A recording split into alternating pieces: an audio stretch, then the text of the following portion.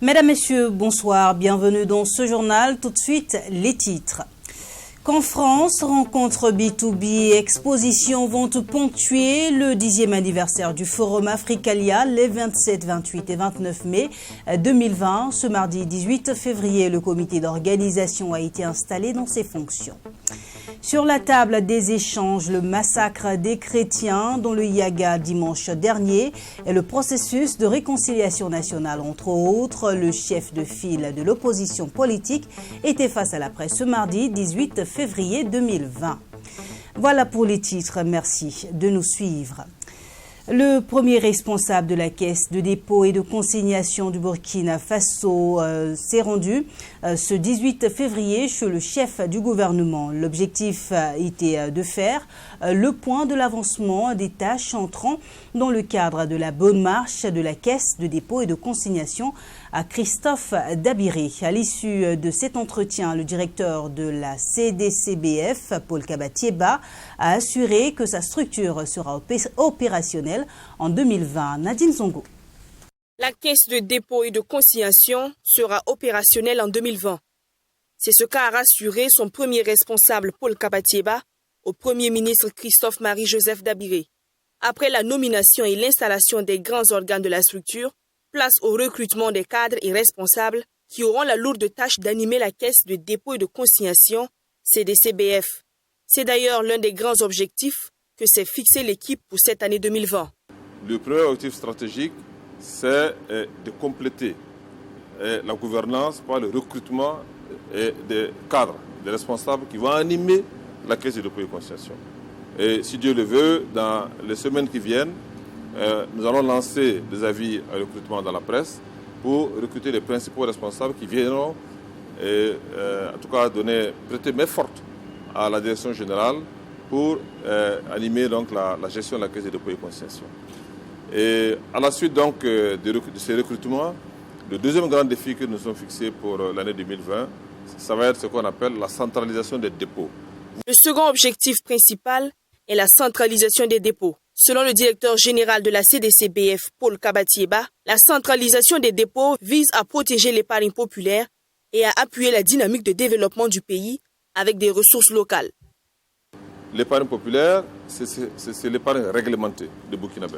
C'est la petite épargne qu'il faut protéger en la faisant gérer par une institution qu'on appelle une institution tiers de confiance. Une institution qui est l'émanation de la puissance publique. Une institution publique qui est l'émanation de l'État. Donc ça, c'est le premier objectif. Le deuxième objectif, nous avons constaté, le président du Faso a constaté qu'il fallait mettre en place une institution qui centralise les ressources à long terme pour les mettre au service du financement de l'économie nationale. Et ça, c'est le deuxième grand objectif de la Caisse de dépôt et de consignation. C'est de canaliser toutes ces ressources, la question des ressources à long terme, pour financer les investissements à long terme dont notre pays a besoin. C'est la politique de logement. C'est le financement des petites et moyennes entreprises. C'est le financement des collectivités territoriales. La Caisse de dépôt et de consignation, faut-il le rappeler, est une institution financière publique qui a vu le jour en mai 2017 dans le seul but d'assurer un service d'intérêt général et de développement pour le compte de l'État et des collectivités territoriales. Encore appelée la Banque des banques, la CDCBF se fixe aussi pour mission de sécuriser l'épargne nationale.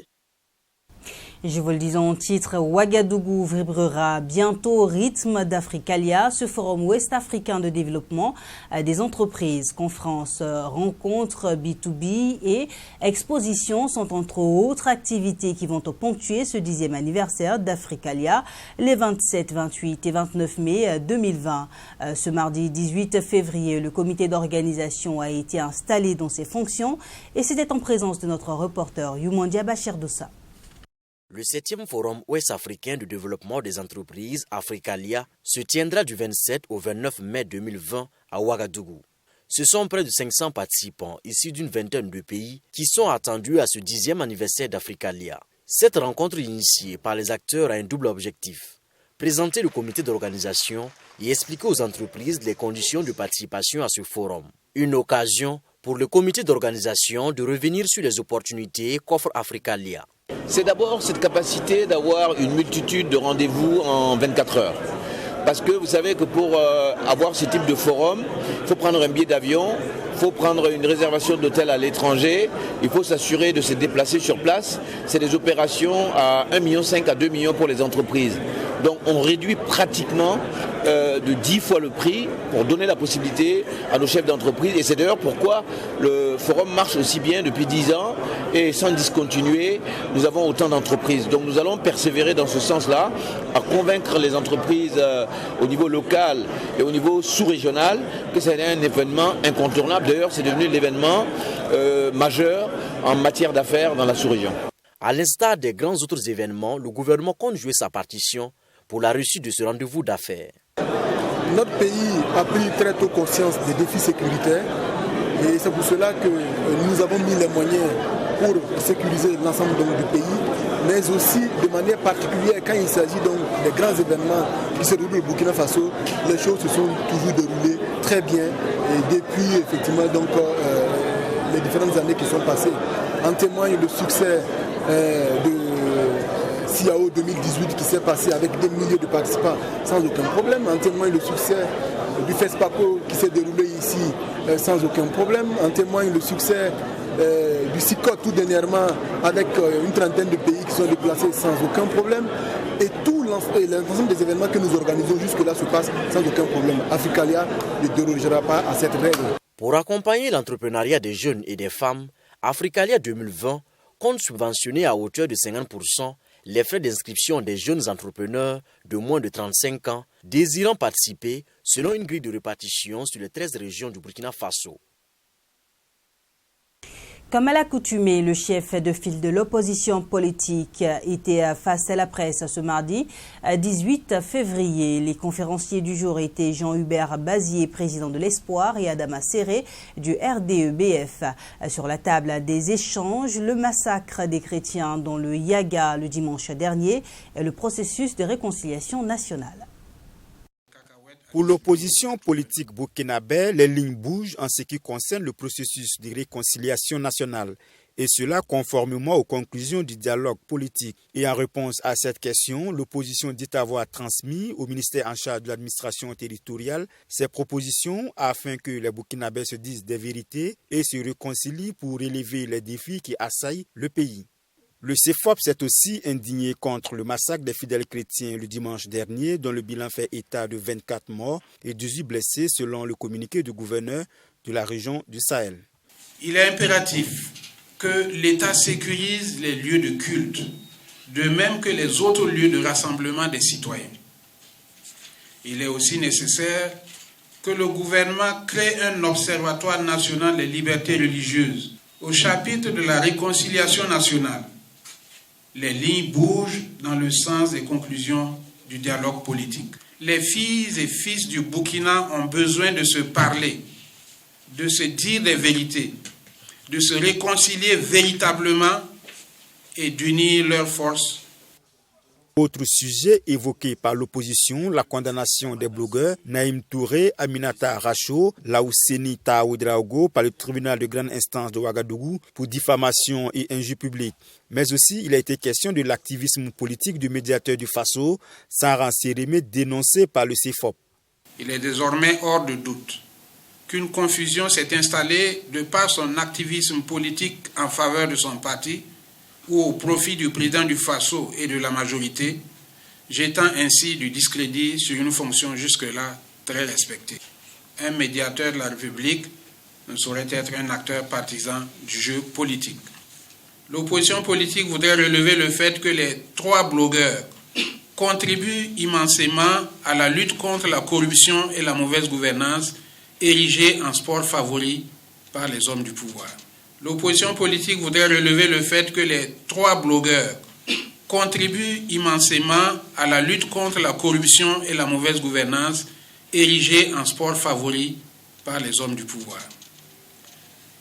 Plusieurs crimes, scandales et faits majeurs sont pendants en justice.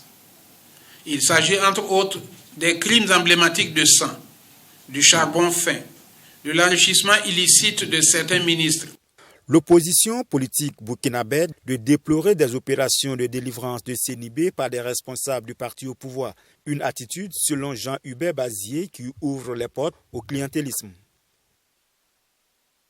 Le ministère de l'Eau et de l'Assainissement, en collaboration avec l'ONEA, a tenu un atelier sur la gestion de l'eau pendant la période chaude de 2020. L'objectif de cet atelier est de présenter la situation de l'approvisionnement en eau potable des centres déficitaires desservis par l'ONEA et étudier le plan d'action pour la gestion du déficit dans ces centres au cours de la période. Le reportage de Mamidriana Kamambou avec la voix de Bruno Bayala. Durant la période de canicule entre mars et mai, les populations rencontrent des difficultés liées à l'accès et à l'approvisionnement en eau potable. Pour donc soulager les populations durant cette période délicate, le ministère de l'Eau et de l'Assainissement a convié les municipalités des différents centres urbains à un atelier d'échange et d'approbation sur la gestion de l'eau pendant la période chaude de 2020. Nous n'avons pas dit que ce matin, nous allons trouver des solutions miracles. Mais nous allons échanger sur les solutions qui seront proposées. Est-ce qu'elles sont réalistes? Est-ce qu'elles sont applicables? Sur les mesures d'accompagnement pour la mise en œuvre du plan d'action pour passer la période caniculaire. Et les années passées, comment ça s'est fait? Nous avons prévu aussi, à l'issue de tout ça, de faire une évaluation. Ici, avec les acteurs, nous estimons que c'est une approche intéressante. On va l'améliorer pour que chaque année, chaque maire puisse se préparer à venir un peu défendre les intérêts de ces populations. Les 351 communes-là, si chaque maire règle son problème, c'est le problème de tout le Burkina qui est réglé. Lors de cet atelier, le ministère de l'Eau et de l'Assainissement, en collaboration avec l'Office national de l'eau et de l'assainissement, a donc informé les différentes parties prenantes sur la situation actuelle de la déserte en eau potable. Il a par ailleurs présenté les mesures prises pour résorber ou atténuer le déficit dans les centres concernés durant la période chaude. Dans tous les centres, on va les prendre centre par centre, ville par ville, pour dire voilà la quantité d'eau qui manque, voilà la quantité d'eau que nous allons pouvoir mobiliser comme supplément avec des forages ou d'autres actions, et voilà comment nous allons gérer la période pour que tout le monde soit vraiment alimenté en eau potable. C'est ça que nous allons présenter aux différents maires qui sont là aujourd'hui. Comme le ministre l'a dit, ils vont apporter leur contribution, ils vont réagir, et en fonction de leur réaction, nous allons ensemble voir comment nous pouvons réadapter ce plan-là pour que le minimum d'eau soit servi à chaque Burkinabé. L'Office national de l'eau et de l'assainissement gère de nos jours plus de 50 centres, dont 25 en situation de déficit. Pour le directeur général de l'ONEA, les perturbations de la fourniture d'électricité affectent davantage les activités de son département. Il a donc demandé à la population d'être coopérative pendant cette période. Situation des déplacés internes dans l'arrondissement 8 de Ouagadougou. Le maire de la commune a visité ce mardi 18 février les sites de Bissiguin, de Zaktouli et de Nanguin. Armand Bewandé a dit être venu constater les conditions de vie de ces derniers et leur apporter son soutien moral. Il a par ailleurs assuré que le gouvernement prendra acte afin que des dispositions soient prises pour leur bien-être. Aïna Tiamtore nous fait le point de cette tournée. L'arrondissement 8 de la ville de Ouagadougou est devenu un site où plusieurs déplacés internes viennent se réfugier du fait des attaques terroristes récurrentes. Ce mardi, le maire central et sa délégation ont fait le tour des différents sites abritant ces personnes en détresse. Et c'est le site de Bissiguin qui a été la première étape de cette visite. Aujourd'hui, il faut compter dans la ville de Ouagadougou, entre les différents arrondissements périphériques, à peu près 5000 personnes, qui sont dans notre ville. Mais la capacité d'absorption de la ville a fait de telle sorte qu'il n'y a pas de regroupement important dans un seul site. Parce qu'il y a des familles qui se sont organisées pour les accueillir, mais c'est des gens qui vivent dans une telle précarité qu'il faut anticiper aujourd'hui. Donc la sortie sur le terrain nous permet de mesurer cette ampleur-là et de voir comment répondre à ce cas qui devient un cas vraiment très urgent. Ces personnes déplacées n'ont qu'un seul vœu, le retour de la paix au Burkina Faso, afin qu'elles puissent retourner chez elles et y vivre en paix. Si nous sommes dans cette situation, c'est à cause des terroristes. Ils sont entrés dans notre marché et nous avons pris la fuite. Nous sommes partis avec nos familles. Nous sommes là depuis vendredi dernier. Dans Makou, nous étions une 60aine, mais nous sommes arrivés ici au nombre de 49. Nous demandons au gouvernement de prendre des mesures afin que la paix puisse revenir et que nous puissions retourner chez nous. Après Bissiguin, cap sur Zaktouli, ici aussi même constat, ce sont des personnes déboussolées que le maire rencontre. Armand-Pierre Bewinde rassure que le message est passé. Il a promis de le transmettre à qui de droit afin que des dispositions soient prises le plus vite possible. La ville de Ouagadougou est déjà une ville surpeuplée et il n'y a pas de site qu'on puisse aménager à Ouaga pour recevoir ces déplacés. C'est pourquoi le gouvernement, à travers le ministère de l'Action sociale, a aménagé des sites non loin, à Foulbé et à Barsalgo, où il y a toute l'infrastructure nécessaire pour recevoir les déplacés.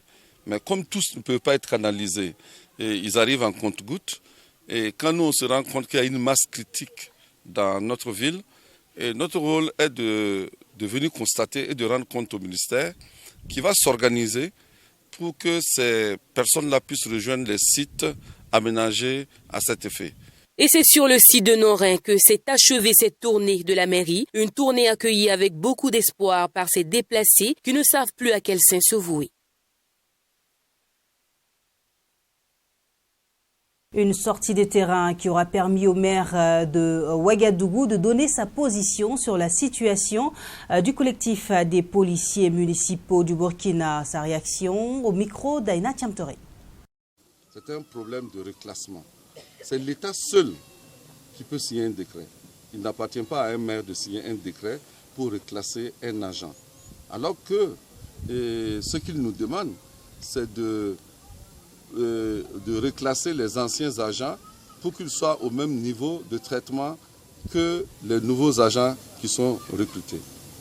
Alors que la loi dit que les reclassements ne sont pas possibles. La seule manière d'avancer dans un corps de l'État, c'est de faire un concours professionnel.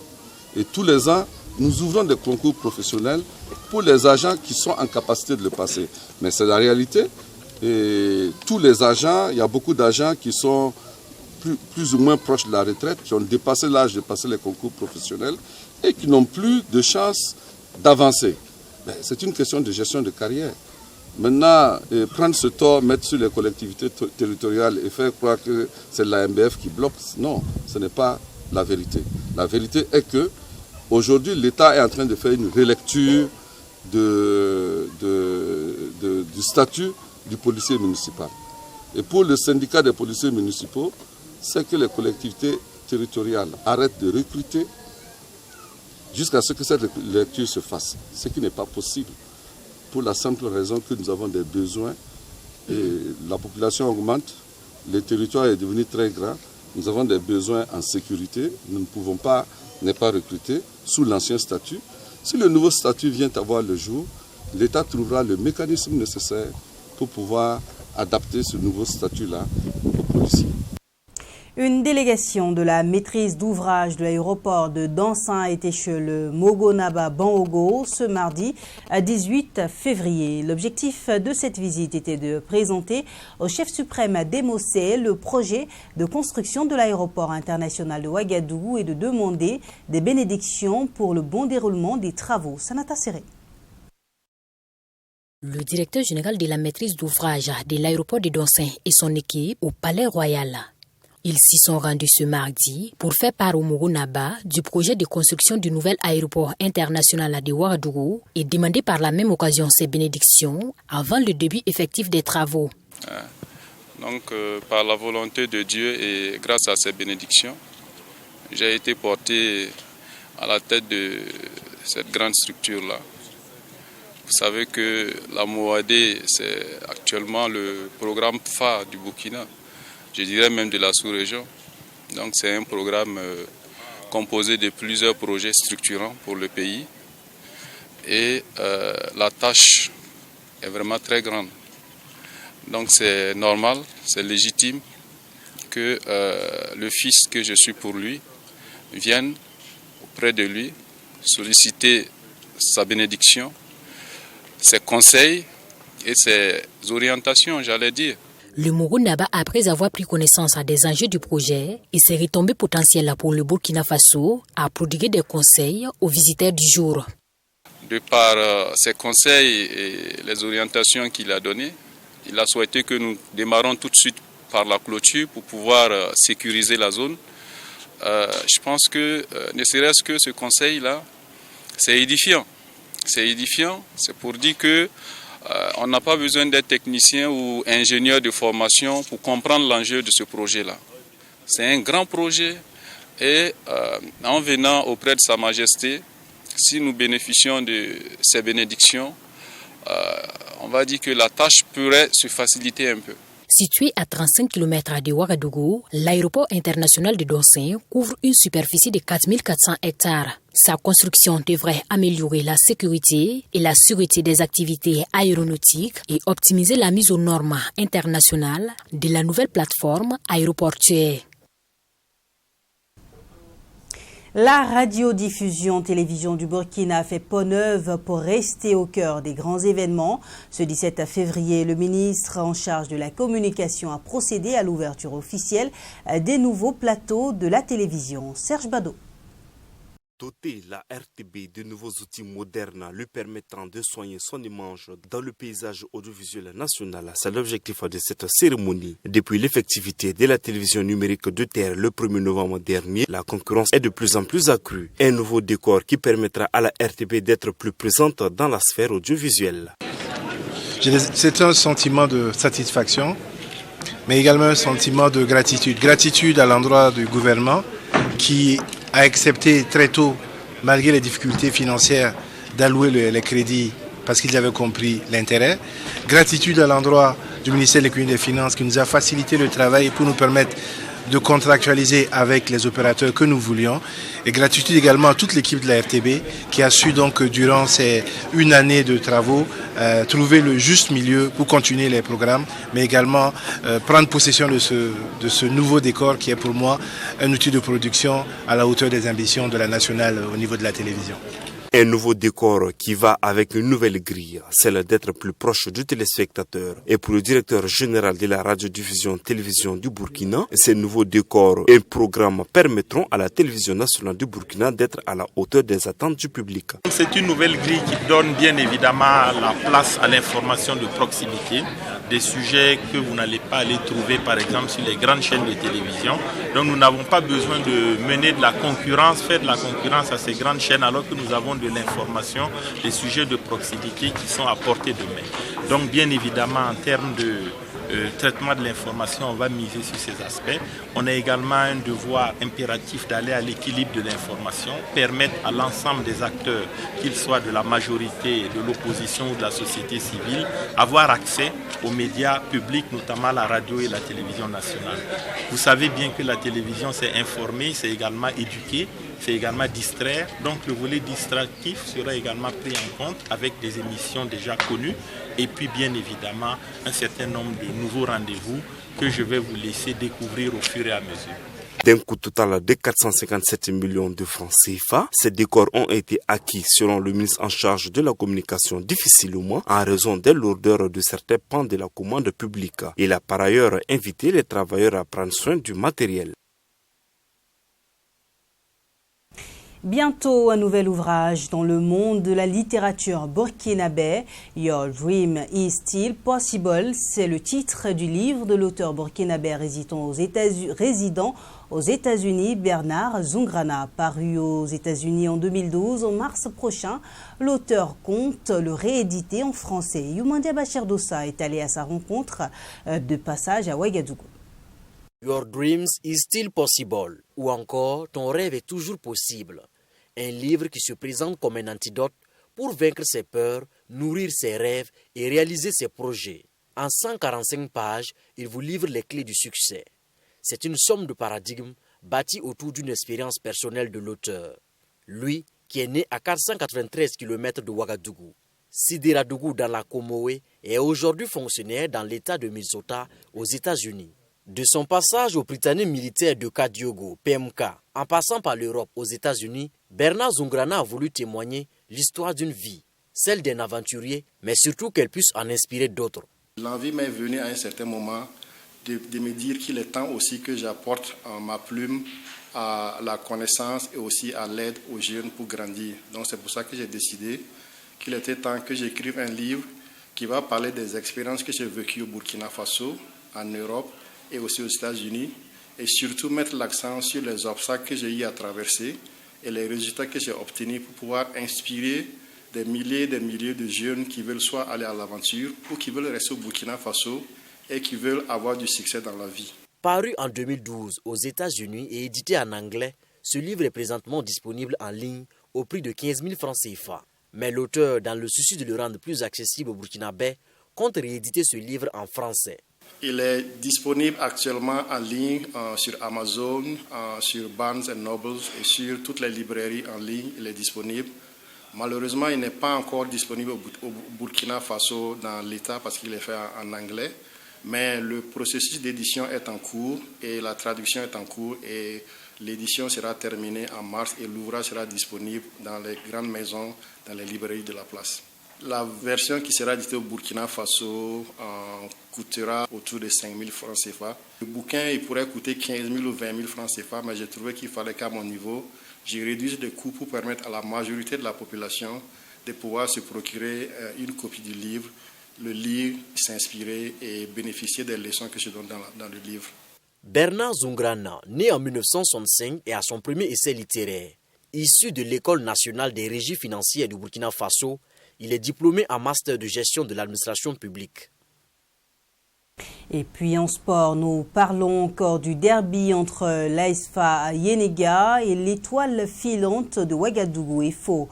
Pour le compte de la 21e journée, les deux équipes se sont affrontées au stade du 4 août. Si aucune équipe n'a eu la victoire dans cette rencontre, elles sont attendues en 16e de finale de Coupe du Faso ce mercredi à Saint-Métiam-Toré. Pour ce derby entre la vieille dame et la reine des stades, les gradins étaient bondés de monde. Et pour faire plaisir au public, les deux équipes se sont lancées à fond. À 4 minutes de jeu déjà, l'ASFA Yenega ouvre la marque grâce à Cyril Nguessan. Après ce but, il faut attendre en seconde période pour voir l'étoile filante de Ouagadougou prendre totalement le contrôle de la partie. À 15 minutes de la fin, Karim Sissé délivre le public bleu-blanc. À l'issue de ce match qui s'est soldé sur la note d'un but partout, l'ASFA Yenega occupe la 16e place avec 31 points. Je dirais que chaque équipe a eu sa mi-temps. Bon, en deuxième mi-temps, on n'a pas bien géré la deuxième mi-temps. Bon, on s'est cru suffisant. Donc l'adversaire a pris confiance en deuxième mi-temps. Et ils ont posé le ballon, ils ont commencé à beaucoup bouger, ils étaient plus agressifs que nous. Ce qui a fait qu'ils ont pu égaliser. Mais je dirais que dans l'ensemble, bon, on a vu quand même un bon match et j'espère que c'est bon à prendre.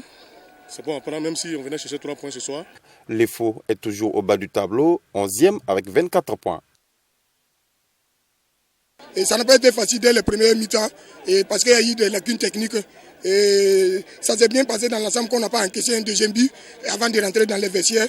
Donc dans les vestiaires, on s'est dit beaucoup de choses parce que je voyais qu'il y a la matière et on peut. Mais il faut avoir du caractère encore pour vivre cette pression à l'effort. En étant mené à la première mi-temps face à l'ASFA Yenega, en deuxième mi-temps, il fallait dérouler le jeu. On a su bien le faire en deuxième mi-temps. On a pratiquement pris le jeu et ni la maladresse devant le but de poteau. Et on arrive à revenir au score. On se crée beaucoup d'opportunités offensives auxquelles on n'arrive pas à engranger. Je pense que la finalité, c'est dire merci aux jeunes. La tête est toujours occupée par les Colombes de Ouagadougou, les Salitas avec 42 points après leur victoire sur l'USO. Avec 3 défaites d'affilée, les unionistes occupent la 15e place avec 20 points. La SEC, après le départ de son entraîneur Alain Nana, s'est métamorphosé. Il prend le dessus sur l'AS Sonabel, 1-0, et se positionne à la 12e place avec 24 points. L'AS Sonabel est 10e et totalise 24 points. L'AS Douane, grâce à un but de son gardien de but, Aboubakar Sawadgo, s'impose devant l'AS Police et obtient 30 points, classé 7e. Les policiers agonisent jusqu'à présent au bas du tableau avec 31 points. Majestic à domicile et s'est fait respecter par COSAF en s'imposant 2-1. Une victoire qui lui permet de se stabiliser à la 2e place avec 40 points. L'équipe de Zico enregistre 4 défaites d'affilée à présent. Une succession de matchs perdus qui l'oblige à dégringoler et se retrouver au 9e rang avec 27 points. La SFB à domicile a été corrigée par l'USFA 3-0 mais reste à la 4e place avec 36 points. L'USFA est 5e avec 34 points. On termine avec le petit derby de l'Ouest entre Raïmo et le RCB remporté par Raïmo. L'équipe de Bama est désormais 3e avec 37 points et le RCB 8e avec 30 points. C'est une édition qui a été préparée par l'ensemble de la rédaction. Fin de ce journal, merci de l'avoir suivi. Bonne suite de programmes sur TWI TV.